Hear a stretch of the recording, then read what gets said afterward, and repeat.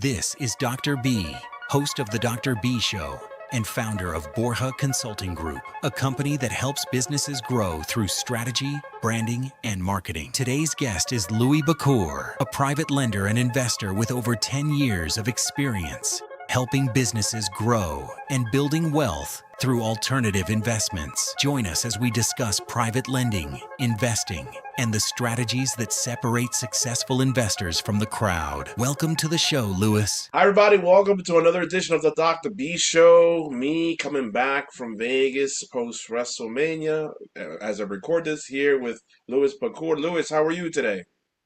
Good, very good. And you? Doing great. Still feeling jet lag, man, but here I am. Awesome, awesome. Good, man. Let's jump right into it. Tell everyone about yourself, Louis. So I'm a private lender and investor. I've been doing that for um, over 10 years. And I want to keep scaling that. Um, and that's basically the um, easy overall of who I am. And yeah, glad to be here. Awesome. Good, good. And we'll take a deeper dive into that, man. All right, so I did some research on you. I try to be a good podcast or do some research, right? So you did get your degree in political science from the University of Montreal. How has that helped you in any way, whether it's the networking component, structure, you name it? Um, I would say it hasn't helped much, honestly. I had some economics classes in there, but it it's really not at school that you really learn how to make money, how to take money, how to do something with it. Um, you can learn how to do things with other people's money and like kind of serve these people, but you don't really learn anything about taking your own money and doing something with it. I would say maybe the only good thing about that degree is that I did it before ChatGPT. So I couldn't, cheat the projects. I had to do everything manually. I had to look up the sources. I had to. So I guess maybe that's the good part of that degree is doing all the manual work before AI showed up and basically diluted uh, most degrees. Yeah, trust me, man. I did my doctorate, which is a 120-page document, dissertation, and there was no ChatGPT. I did it from school, man. So I get it. I totally get it, man. Yeah, the same here. Like obviously the systems and the concepts. I my degree's in business. I'm in business, so I guess somewhat relatable.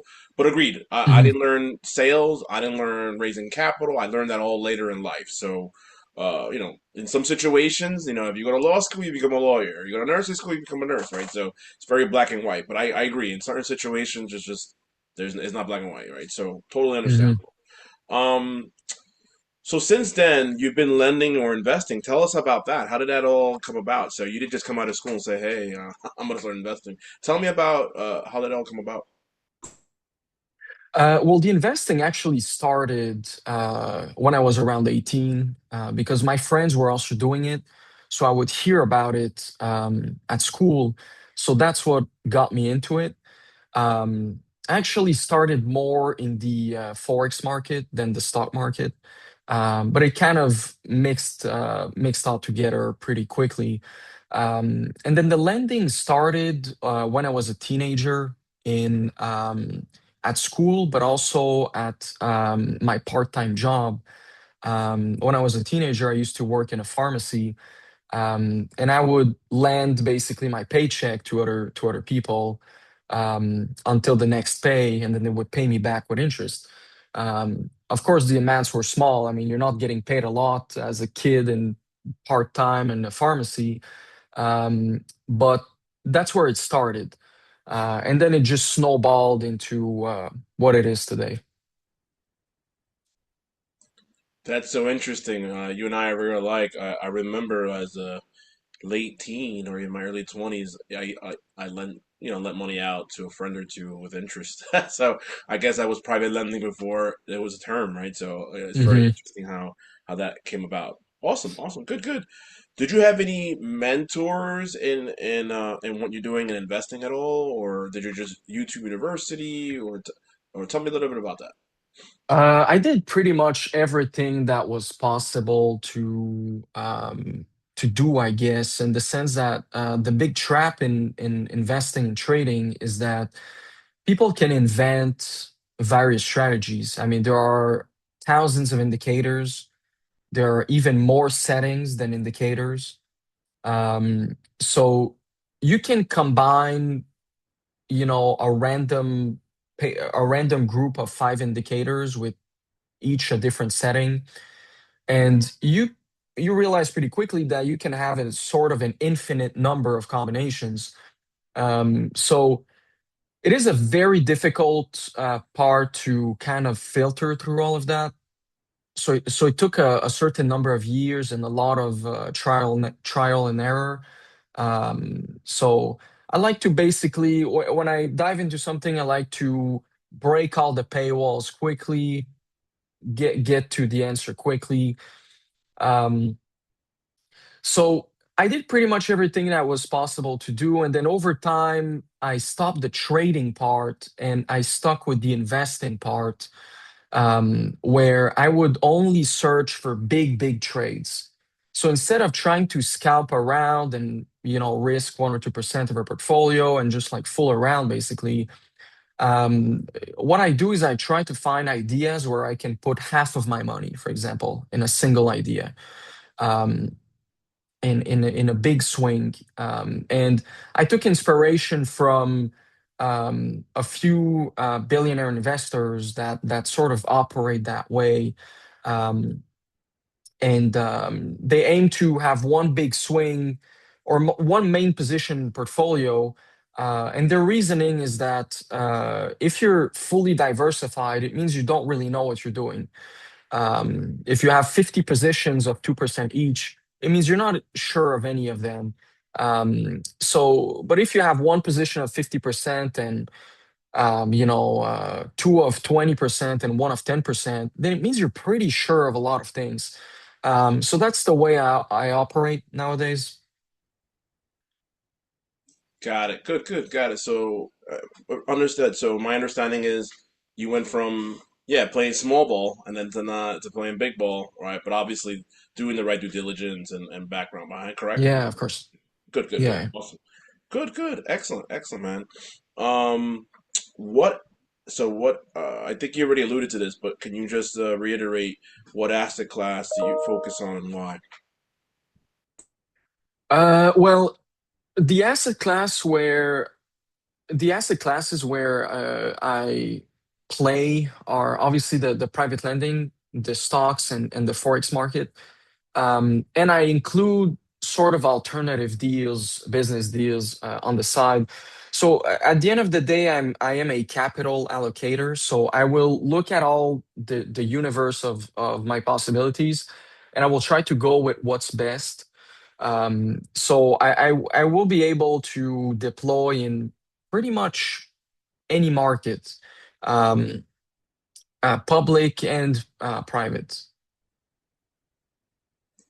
Understood, understood. There's a lot of, I wanted to go back to one thing.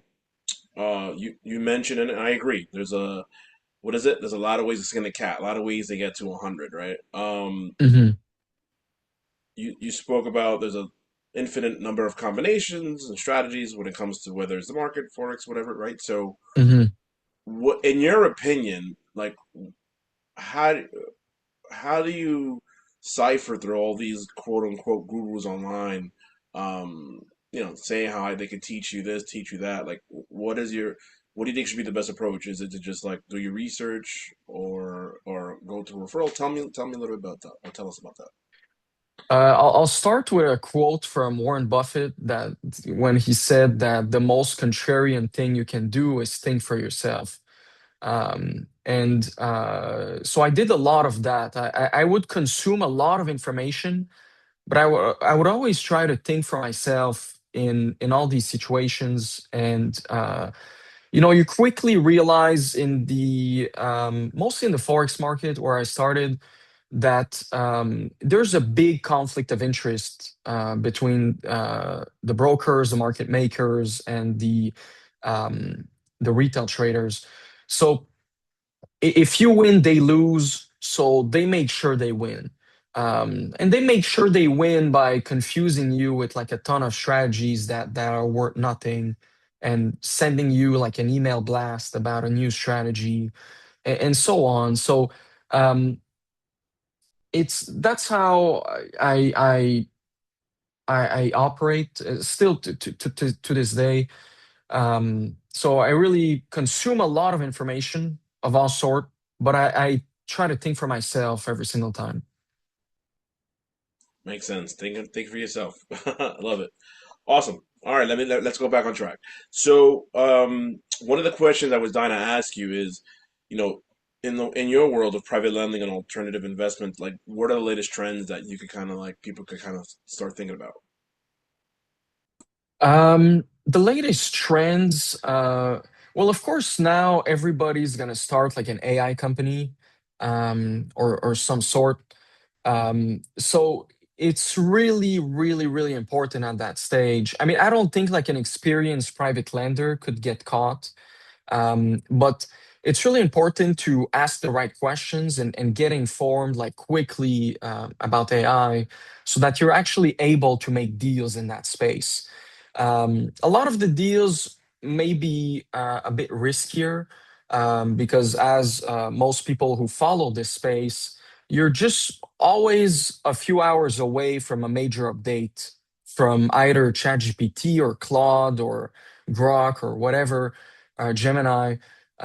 So each of those updates are able to just wipe out a bunch of startups. Um, so that's really important to stay on top of that field, in the private lending space, but also in the public markets. There's a lot of AI and there's a lot of infinite spending, but there's not always a return on that infinite spending. So some companies are going to get burned a little bit from that. Um, if you spend so much money to build a chatbot, but somebody else does it, like Google does it, Grok does it, then you're basically burning money for practically nothing. Um, so those are very valuable trends, but they're also very dangerous if you don't look, under the hood. Yeah, it makes a lot of sense. You just because everyone is starting an AI company doesn't mean, you should too, right? So yeah, you also do your research as Or far that you as should invest, right, doesn't right, mean that you should invest. right, exactly. That's what I meant to say. Um, what are some of the common myths in private lending that most people get wrong? Um, what are the things that people get wrong about private lending? It would be the risk involved. Uh, Most people just naturally assume that it's like the riskiest thing around, um, but it's not that risky when you do your job properly. I can give an example about how a public market investment might be riskier, um, just by the simple fact that you have no way to influence the management of that public company. And if I invest $1 million in a company that is worth 10 billion, I'm nothing to the management. Um, but if I invest $1 million in a private company by lending the money, um, I'm not saying that I'll boss people around. I'm not the boss in any of those companies, but I can give my opinion, and I can guide them if needed. And there's no guarantee that they'll follow my advice, but at least they hear it, and there's a higher chance that they follow it than if I email a company worth 10 billion. So my $1 million is sometimes less risky in a private deal than in the public markets. Understood. Yeah, I think a lot of people when they think private lending, they think high interest and and that's it, right? But it's a lot of pros Hmm. to going private versus a traditional route. Just to know that there's an option out there, it's fantastic, right? Just like in the world of real estate, you know, hard money lending, yeah, although it's a little more expensive, but can get you to the finish line. Yeah, And with the right strategy, it could really help you, right? So understand. yeah. Yeah, yeah, no doubt, no doubt. What advice would you give those entrepreneurs looking to invest outside of traditional markets? Outside of traditional markets, I think my best advice would be to get out of the box of thinking that basically a lot of people tend to think that the nothing really outperforms the market, and you're kind of a retard to try to do something outside of the market. And that's simply not true. I mean, unless you have like 100 billion or 200 billion, and it's really difficult to deploy, and you need like a lot of creativity to deploy, and you're involved with governments and so on, just like the big guys are, then that's something different. But when you're in the millions, it's just totally not true that the best use case for your money is always um, the S&P 500, for example, or the Nasdaq. It's simply not true. That's not how people get rich. When you're already rich, that's fine. But that's just simply not how people get rich. If people think you get rich with an 8% compounded per year, like they should just run the math and see, how many years it's going to take them. So it's clearly not true, but a lot of people tend to just give up basically on they just give up on themselves, and they just like put the money in passive investing, and then they just think that they'll outperform everything. But then you have a class of people getting much richer much faster, with private deals, with business deals, with different ways to deploy money. So it's just a matter of accepting that this world exists, but it's harder. It's not for everybody. There's a lot more homework, there's more risk, but it's out there. If people think, 8% per year is going to make them rich, it's just they should just run the math, sit down and run the math, um, and they'll realize. I know. That's why I say, look, even for those that are in transition into like different jobs here in the States, or have Hmm. money, what I call in dead money, like, man, yeah, just you should deploy that money, but deploy that money passively into a real estate deal, like you're talking about, maybe a JV into a deal, or into invest in a company, because that's the only way you're gonna get rich. You're not gonna get rich by, first of all, leaving it in the bank. That's the worst thing you do. Or two, like Oh, you for said, sure. just thinking that investing in an S&P fund, right, with 8% compound interest is the way to go, which is not the way to go if you want to go rich, right? I agree with you 1,000%. Yeah, man. So what's next for you, man? So you've been private lending, alternative investing. What's next? Scaling all of that, it sometimes seems like stuff can scale or certain deals don't exist at a bigger size, but every single time there's always something to do. Certain deals that you know could be a 500K deal, the same kind of deal may exist at 5 million, at 50 million, um, with just not no difference apart from the amounts.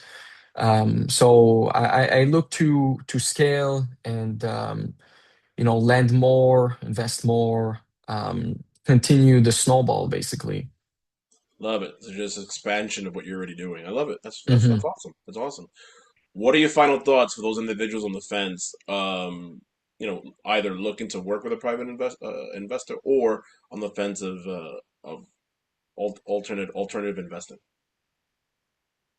Well, final thoughts for people who want to talk to a private lender, is just to be honest. If I've seen over hundreds or thousands of deals, most private lenders can detect pretty quickly if you're lying or if you're sugarcoating certain things. or if you're avoiding certain questions.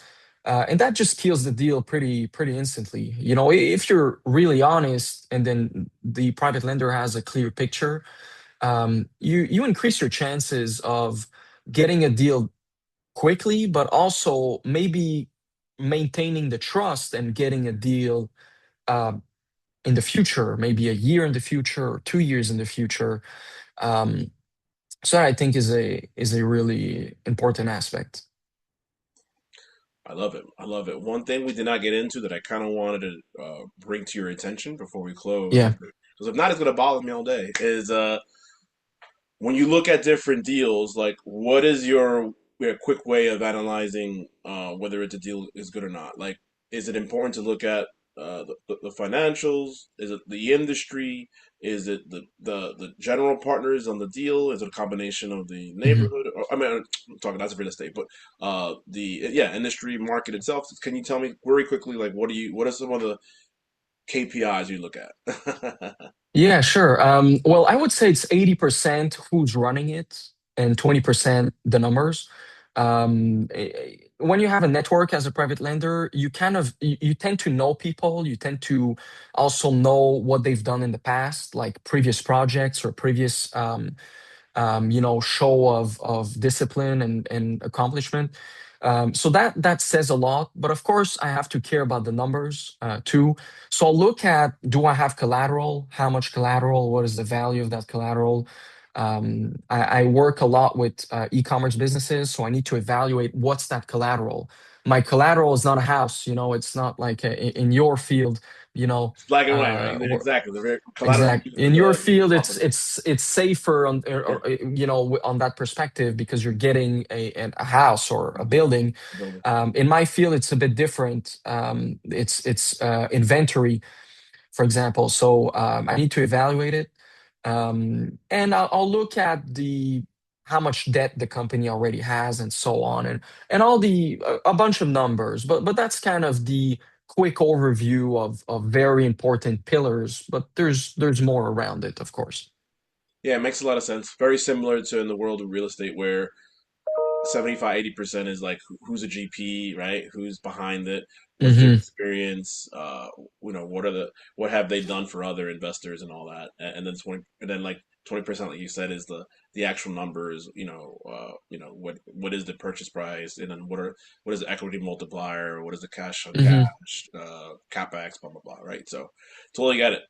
Love it, man. Oh man, our time's almost up. Where could more people find more information about you, or if they want to do business with you, where's your website, or tell us your social media. Yeah, very easy way. Basically, on my Instagram, in my bio, I have a link where people can apply for a loan.